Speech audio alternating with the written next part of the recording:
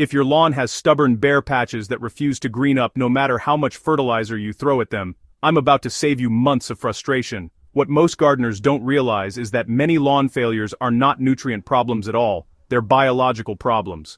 Dead soil cannot grow living grass, no matter how expensive the fertilizer is.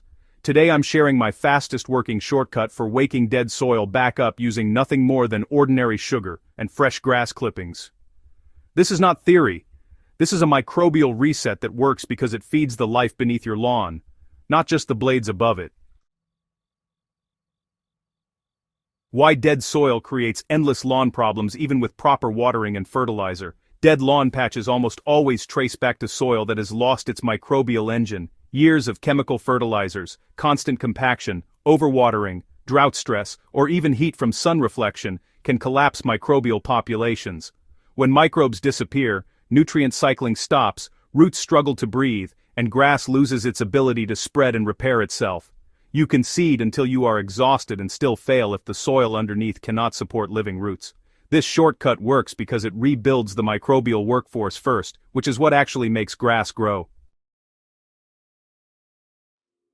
How sugar and grass work together to reboot soil biology fast. Sugar is a pure, fast carbon source. Soil microbes explode in population when they get access to easy carbon. Grass clippings bring nitrogen, enzymes, natural growth hormones, and living bacteria directly to the soil surface. When sugar feeds the microbes and grass supplies nitrogen and organic matter at the same time, decomposition accelerates immediately.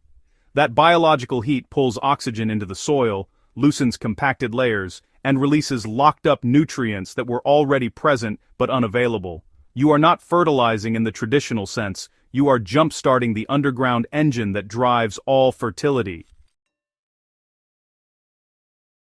The exact ratios that activate soil without harming your lawn. This method works best when the sugar stays light and controlled. For a standard lawn repair area of about 10 square meters, 1 heaping tablespoon of ordinary white sugar dissolved into 5 liters of water is sufficient. You do not need more than this. Oversupplying sugar can create surface crusting or fungal imbalances, so restraint matters. Fresh grass clippings are layered thinly at roughly 1 shallow wheelbarrow load, spread evenly across that same 10 square meters. The key is light coverage, not smothering. You must still see soil through the clippings. Okay, so here's how you apply this shortcut step by step for the fastest results. First, start by raking the dead patch lightly to break up the surface crust and expose some bare soil. This is important because it allows microbes and moisture to penetrate, instead of just running off.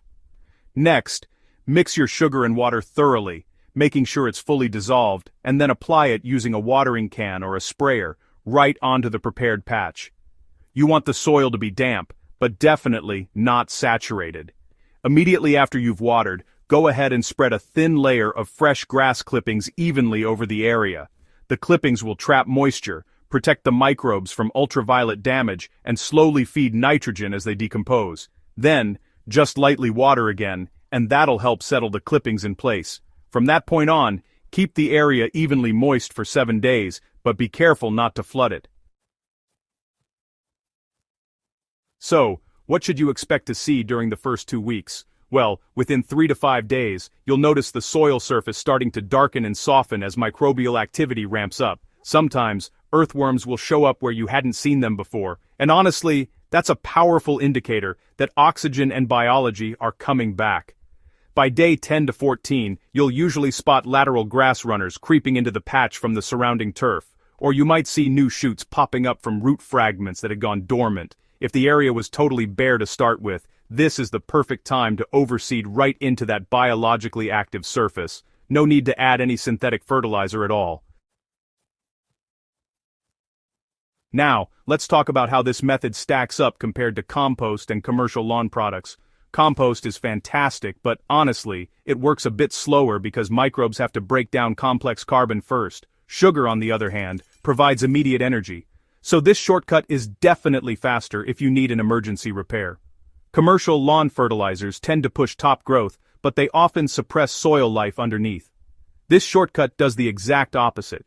Your grass might not shoot up in 3 days, but the root system gets stronger really quickly, which means better resilience against heat, traffic, and drought in the long run. And once those microbes are back, you'll find you need way less fertilizer overall, since nutrients start cycling naturally again.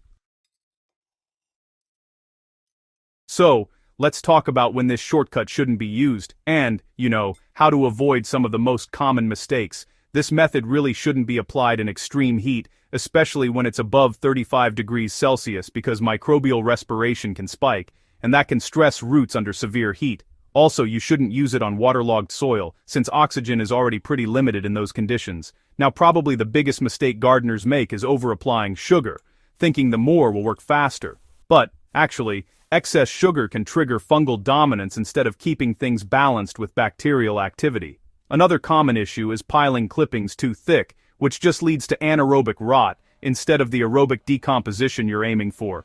So, remember, thin layers and light feeding always outperform heavy applications. Here's how this same biology boost works its magic on different kinds of soil. In clay-heavy lawns, you'll notice that microbial swelling actually opens up those tight pore spaces and, helps water soak in a whole lot better. Now in sandy lawns, the microbial glue, which comes from bacterial byproducts, binds those loose particles together and, honestly, improves water retention. For compacted areas like walk paths or spots where pets run a lot, this method softens the soil surface just enough so roots can start penetrating again, and you don't even need mechanical aeration. With repeated applications every 4 to 6 weeks during the growing season, you're not just getting a quick fix. Soil structure changes for good, not just temporarily. So, you might be wondering why this shortcut keeps working long after the sugar itself is gone. Well, sugar disappears pretty fast, but the microbial reproduction it kicks off doesn't just stop there. Once those populations bounce back, they keep cycling nutrients from grass roots, clippings, and all that natural organic matter already in your soil. This sets up a self-sustaining loop. Grass feeds the microbes, and in turn, microbes feed the grass. Over time, that biological loop becomes the main driver of your lawn's health, instead of relying on outside fertilizer inputs. If you've been battling dead patches year after year with seed chemicals and, a lot of frustration, this shortcut really shifts the fight to where it matters most, the root of the problem, where the real fix lives. Give it a try on just a small section of your lawn, and see for yourself how quickly living soil brings grass back on its own terms.